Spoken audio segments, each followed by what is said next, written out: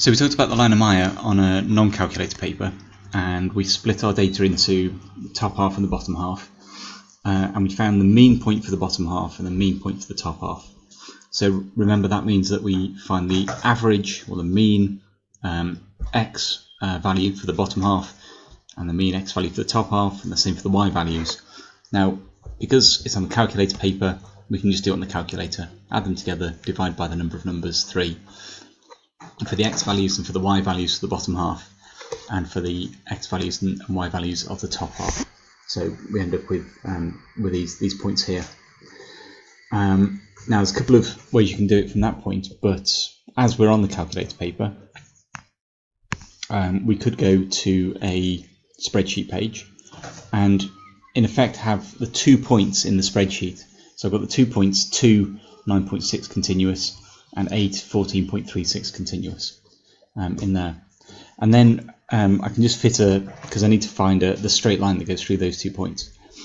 If it's a non-calculator, I could work out the gradient between the points, the change in y divided by the change in x. Put one of the points into the y equals mx plus c and work out what the c is. The numbers would normally be a bit nicer than this. So here I may as well use the line of best fit that goes through these, the linear regression. So I'll go to stats, stat calculations, mx plus b. The year is my x list, my percentage is the y list. Save it to F1, that's all fine. And so there we go, it's y equals mx plus b. The m is 0.783 and the b, or the c, is 8.1. And now I'm ready to use it in any of the calculations. I can't remember does it ask for anything else?